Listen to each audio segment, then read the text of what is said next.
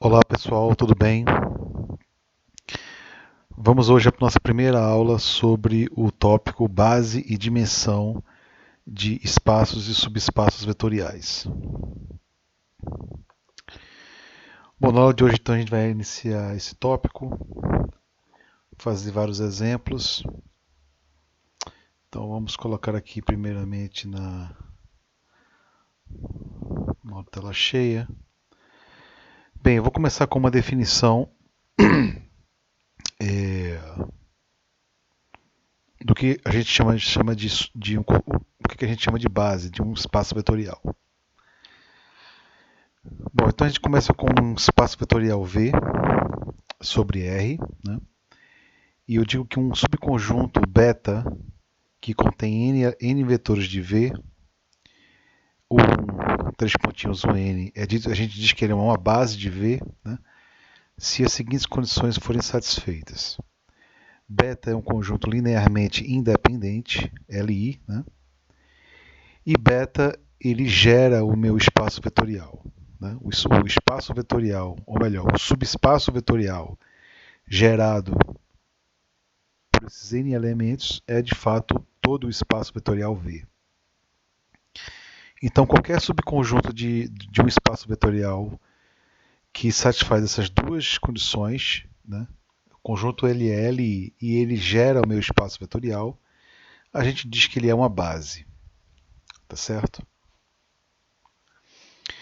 Muito bem, então vamos apresentar aqui três exemplos de, de bases, né, para três espaços vetoriais que todo aluno tem que ter em mente, tá certo? Bom, primeiramente, vamos pegar aqui o V como sendo o R3 e eu vou pegar, vou considerar três vetores que a gente já viu, né? A gente denota E1 como sendo 1, 0, 0, E2 como sendo 0, 1 e 0 e E3, 0, 0, 1. Né? Esses vetores aqui a gente já viu que esses três caras eles conseguem gerar, né, todo o R3, tá certo? Bom, agora eu tenho uma informação adicional, né? Ele, de fato, beta, ele é uma base de R3. Ou seja, ele é, além de gerar o R3, ele é linearmente independente, tá certo? Isso aqui é o que a gente chama de base canônica do R3. Muito bem.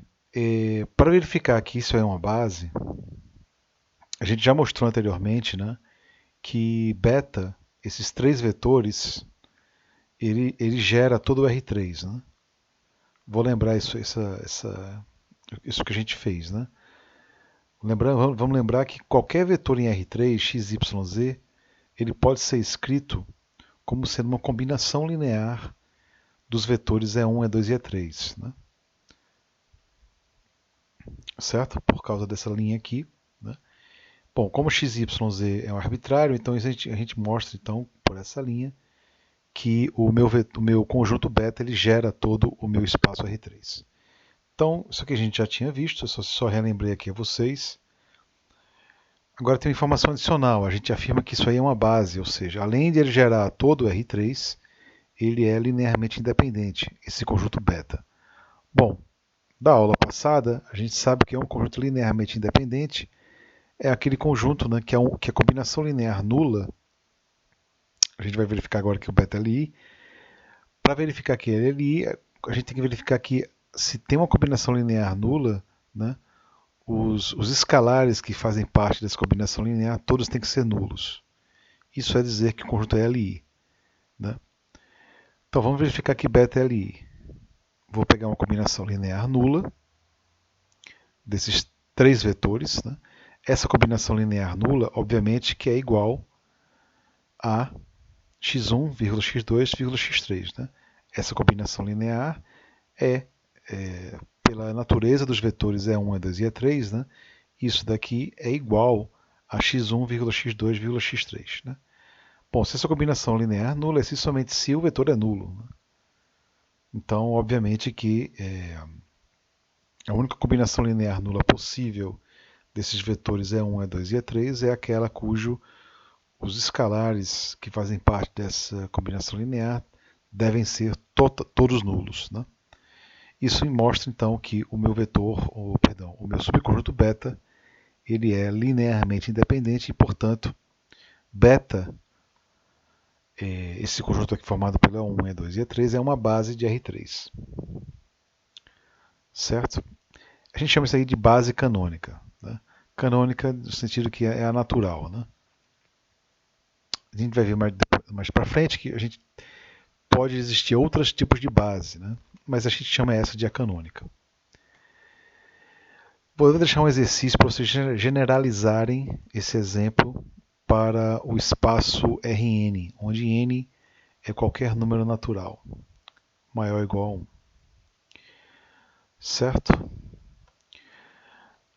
Bom, vejamos agora o nosso segundo espaço vetorial, que é o espaço dos polinômios de grau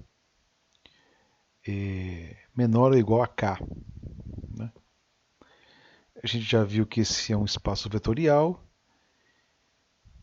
e nesse exemplo eu afirmo que esse conjunto beta, que é formado por esses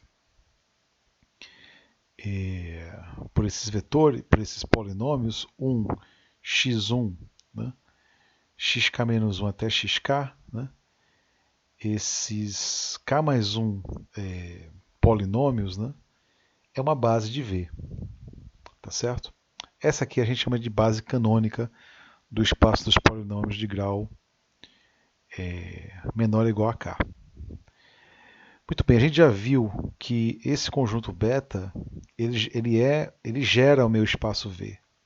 Né? A gente já viu isso em aulas passadas, tá certo?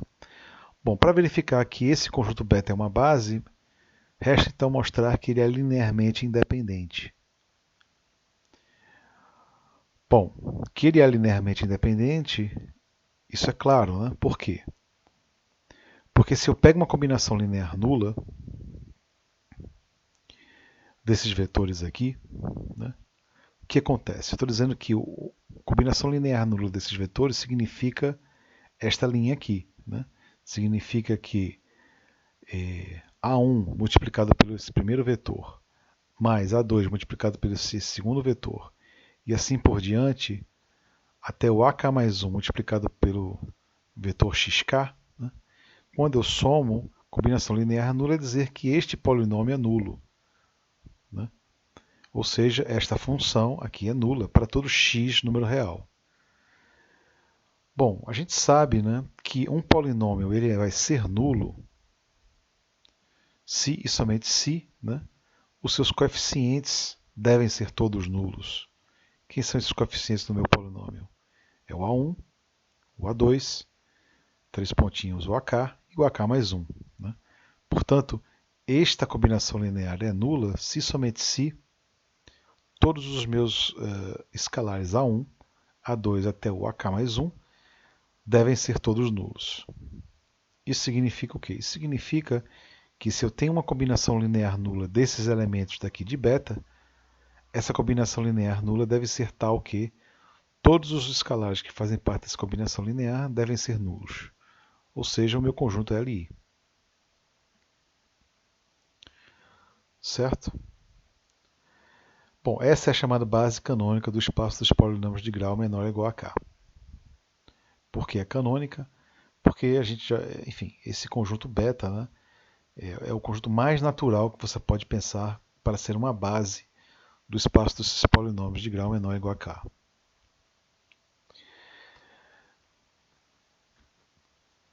Bom, o exercício eu vou deixar aqui como exercício mostrar que esse conjunto beta, formado por esses 4 vetores, que nos casos aqui são matrizes, né? Eu vou pegar um espaço vetorial como sendo o espaço das matrizes 2 por 2, e eu peço para vocês verificarem que beta, formado por esses 4 matrizes, né, é uma base para V. Essa notação a gente já tinha introduzido em aulas passadas, né, onde E11 é essa matriz aqui, E12 é essa, e na forma natural eu vou anulando todas as entradas da matriz, exceto uma entrada, né? E formando assim essas 4 matrizes aqui. Então eu peço para vocês verificarem que isso é uma base e generalizar esse resultado para o caso onde o meu espaço vetorial ele é o espaço das matrizes com m linhas e n colunas, né? Ok. Bom, pessoal, agora que a gente já viu 3 exemplos básicos, né, de bases, né, de 3 espaços vetoriais, eu recomendo que vocês sempre tenham em mente esses exemplos aqui. Vamos agora ao primeiro teorema sobre esse tópico, que diz o seguinte, né? Considere V um espaço vetorial sobre R e suponha que exista um subconjunto E1, 3 pontinhos, perdão, U1, 3 pontinhos UN, que existe um subconjunto com n vetores de V, tais que esses vetores eles geram V. Né? Então você considera um espaço vetorial V sobre R e você considera que exista um subconjunto que gere esse espaço V. Né? Então o teorema diz o seguinte: dentre esses vetores, o 1 até o n, eu posso extrair uma base de V. Certo? Em poucas palavras, o teorema diz o seguinte: né? Se eu tenho um conjunto de geradores para o meu espaço vetorial, dentro desse conjunto de geradores eu posso extrair uma base. Sempre eu posso extrair uma base de um conjunto de vetores que gera meu espaço vetorial. Certo? Essa é a mensagem do teorema. Ok, para a gente vamos ver um exemplo, né, para ilustrar este teorema. Eu vou considerar V o espaço R3 e eu vou considerar 4 vetores. O vetor 1 é o vetor 1, 0, 0. O vetor 2, 1, 1 e 0. O 3, o vetor 0, 0 e 1. E o 4, o vetor 1, 1 e 1. Então eu tenho 4 vetores, né, nesse espaço R3. E eu vou assumir que o meu R3 ele pode ser gerado, né? O R3 ele pode ser gerado por esses 4 vetores. Vou assumir isso. Ou se você quiser, vou até deixar como exercício, vocês mostrarem que de fato E1, E2, E3 e E4 gera o R3. Mas por hora vamos admitir isso, né? Admitir que o R3 ele é gerado por esses 4 vetores. O exercício é extraia uma base do conjunto o1, o 2, o 3 e o 4. Bom, o exercício pede para você extrair uma base. Bom, alguém poderia perguntar, mas quem disse que eu posso extrair uma base desse conjunto? O teorema passado diz que se eu tenho um conjunto de vetores que gera o meu espaço vetorial, dentre esses vetores eu posso extrair uma base. Logo eu tenho certeza que dentre esses vetores eu posso extrair uma base, devido ao teorema passado. Então vamos lá, como é que a gente pode extrair uma base desse conjunto, né? Bom, primeiramente, se esse conjunto que está aqui, o 1, o 2, o 3 e o 4, se esse conjunto ele já for LI, né, não tem nada o que fazer. Né? Se ele é LI, como ele já gera o meu R3, então todo esse conjunto seria uma base. Né? Certo? Então, para você extrair uma base, a primeira coisa que você precisa fazer de um conjunto de geradores é verificar quais os vetores são linearmente independentes. Será que são todos? Bom, se todos forem linearmente independentes, se o meu conjunto for linearmente independente, então ele próprio será uma base. Caso contrário, você vai ter que identificar, né, um subconjunto deste conjunto que eu estou colocando aqui, né, que seja uma base. Né? Então o primeiro passo é você investigar, né, um subconjunto Li dentro desse conjunto aqui que a gente fixou, né? Bom, para isso eu vou pegar uma combinação linear nula. Então, a gente precisa estudar primeiramente uma combinação linear nula, a gente precisa estudar o conjunto de solução desse sistema. Né? Isso aqui é um sistema linear, porque se você abrir essa soma, como esse vetor U2 e esse por diante, né? Escrever essa soma que é igual a zero é equivalente a você escrever esse sistema aqui. Né? Bom, como eu havia falado, né, se a única solução para esse sistema for a solução trivial, ou seja, a solução nula, x1, x2, x3, x4 serem nulos, né, o meu conjunto é Li e não há nada o que fazer. Ou seja, quem seria a base para o conjunto R3 aqui? Seria ele próprio, né? O 1, o 2, o 3 e o 4. Todo esse conjunto inteiro seria uma base. Isso só será verdade se esse conjunto for Li. Né? Caso não for Li, eu tenho que extrair uma base. Né? Então, a primeira coisa que eu preciso saber é se esse conjunto é Li. Bom, para isso eu preciso estudar a solução desse sistema 7 aqui. Né? Bem, eu tenho 3 equações, né? E eu tenho 4 incógnitas. Então, para isso, eu tenho um grau de liberdade aqui, né, para resolver o meu sistema. Então, eu vou fixar um alfa arbitrário e eu vou tomar arbitrariamente x3 como sendo alfa. Certo? Se eu pego x3 como sendo alfa, automaticamente eu consigo, para esse x3 escolhido, eu consigo dizer que o x4 é igual a menos alfa. Né? E se o x4 é menos alfa, o x2 é igual a alfa. x2 e x4 a gente já sabe quem é, e aí eu resolvo x1 como sendo menos x2 menos x4. Só passar esses dois caras para o outro lado. Então, para cada alfa, eu consigo resolver o meu sistema. Né?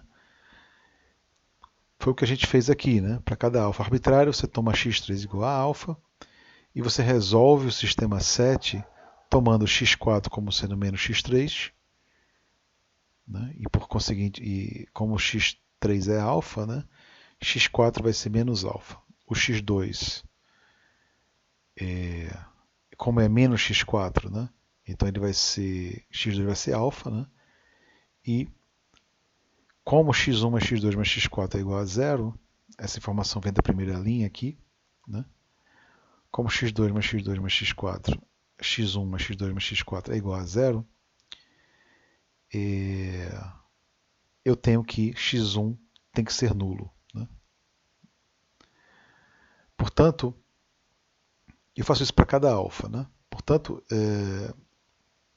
o meu conjunto de solução do sistema 7, ele é escrito dessa forma aqui. Né? A primeira coordenada é nula, a segunda é alfa, a terceira é alfa, né? E a quarta é menos alfa, onde alfa varia nos números reais. Então, qualquer vetor dessa forma, ele será solução do meu sistema 7. Né? Ou seja, isto mostra que o conjunto de solução do sistema 7, né, ele é um conjunto muito grande. Né? Ele não é que inclui em particular o vetor nulo, mas inclui outros também. Isso mostra que o meu conjunto, que eu coloquei aqui, né, esse conjunto aqui, o 1, o 2, o 3 e o 4, esse conjunto ele não é linearmente independente. Por quê?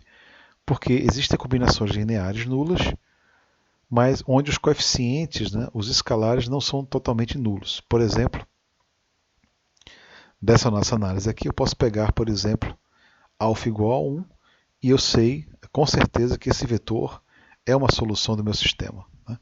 Eu simplesmente peguei alfa igual a 1. Então, o vetor 0, alfa igual a menos 1. Né? Então, o vetor 0, menos 1 e 1, né, pertence a S, ou seja, ele é um conjunto, ele é um vetor que é a solução do meu sistema 7. Isso significa que, se é a solução do meu sistema 7, isso significa que essa combinação linear aqui é nula, onde os escalares, né, os coeficientes que fazem parte dessa combinação linear, 0, menos 1 e 1, essa combinação linear aqui é nula. Né? Isso só acontece porque ele é linearmente dependente, ou seja, o conjunto de solução de 7 ele não é formado por um único elemento que é o vetor nulo, ele é formado por todos esses vetores aqui são soluções do meu sistema 7. Né? Então eu vou tomar em particular um vetor qualquer, peguei por exemplo alfa, tomei alfa como sendo menos 1, e eu sei então que como ele é a solução do meu sistema 7, eu sei que essa combinação linear aqui é nula. Ok. Aí vocês perguntam, mas eu poderia ter pego outra combinação, outro vetor que é a solução. Sim. Mas se você pega alfa igual a menos 1, fica fácil de você verificar o seguinte, né? Que o 4, né? Passando esses três vetores para o lado direito, o U4 ele é a combinação linear de U2 e U3 e U1. Né? Porque eu posso escrever o 4 como sendo essa soma aqui desses três vetores. Né? Isso mostra o quê? Isto mostra que o 4 é a combinação linear dos outros três vetores. Isso mostra então que eu posso extrair o 4. Né? Extrair o 4 e o meu candidato para ser uma base vai ser quem? Vai ser o 1, o 2 e o 3. Por que esse é o candidato natural? Porque o 4 ele é a combinação linear dos outros. Né? Para ser base, lembra que é necessário que esse conjunto seja linearmente independente. Como eu identifiquei o vetor que é a combinação linear dos outros, se eu tirar esse vetor, a pergunta natural é o conjunto resultante. O conjunto que eu tenho retirando esse vetor que é a combinação linear dos outros, é natural você pensar que esse conjunto é LI. Pode ser ou pode não ser, mas tirando esse vetor aqui, é natural a gente se perguntar se esse conjunto é LI ou não. Né? Então, o candidato natural para ser uma base seria o 1, o 2 e o 3. E a afirmação é que, de fato, que esse conjunto é LI. Muito bem, se eu estiver certo que esse conjunto é LI, né, esse conjunto seria uma base. Né? Por quê? Porque a gente já sabe, né, que esse conjunto ele gera, o conjunto U1, U2, U3 e U4 gera o espaço R3, né? Esse conjunto aqui ele já gera o espaço R3, perdão, o 1, o 2, o 3 e o 4 já gera o espaço R3, né? Mas como o 4 ele é a combinação linear desses três vetores, então se eu tiro o 4, ele continua sendo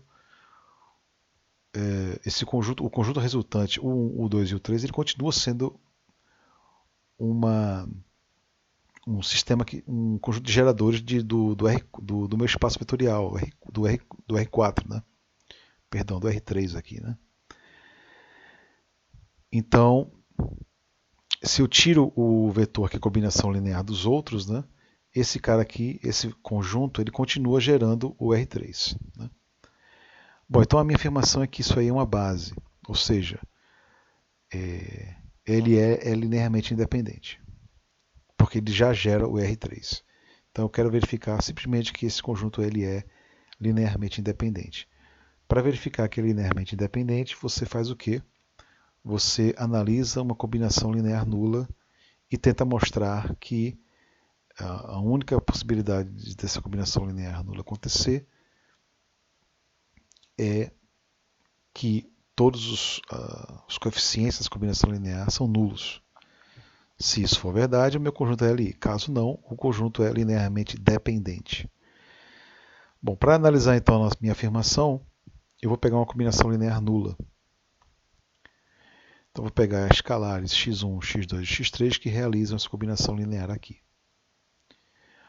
Bom, o 1 e o 2 o 1, o 2 e o 3 são vetores que a gente tem na mão, né? São esses vetores aqui que foram dados no começo do exercício, né? Então, se eu faço uma combinação linear desses três vetores, o que é que eu tenho aqui? Essa linha é equivalente, né? O 1 vai ser esse vetor, o 2 esse e o 3 esse, né? Bom, quando eu escrevo essa soma, eu tenho isso aqui, né? Então, isso aqui, essa primeira linha aqui acontece, ela vale, é igual ao vetor nulo, se e somente se, né? A primeira coordenada x1 mais x2 tem que ser nulo. A primeira coordenada tem que ser nula, né? A segunda coordenada deve ser nula e a terceira coordenada deve ser nula. Bom, mas isso só pode acontecer se as três coordenadas x1, x2 e x3 forem nulos, né? Porque x3 tem que ser 0, x2 tem que ser 0 e x1 mais x2 tem que ser 0. Ora, mas se x2 é 0, x1 tem que ser 0. Então essa linha aqui vale se somente se x1, x2 e x3 devem ser todos iguais a 0. Bom, então a gente acabou de mostrar o quê? Que a única possibilidade, a única combinação linear nula é aquela onde todos os meus coeficientes são nulos, isto é, o meu conjunto é LI. Ora, como esse conjunto ele é LI e gera o R3, necessariamente o conjunto aqui deve ser uma base. Acabando então o nosso exemplo. Certo, pessoal? Bom, pessoal, eu vou acabar essa aula por aqui. E na próxima aula, a gente continua a nossa discussão sobre esse tema de base e dimensão. E lembrando que na semana que vem não haverá aula, né, devido à semana universitária no Instituto de Exatas, né, mas a gente vai marcar um horário para tirar dúvida, né, no Microsoft Teams. Então eu vou divulgar o dia e o horário no Moodle Mat, né? Vocês serão avisados, tá ok? Ok, pessoal, até a próxima aula.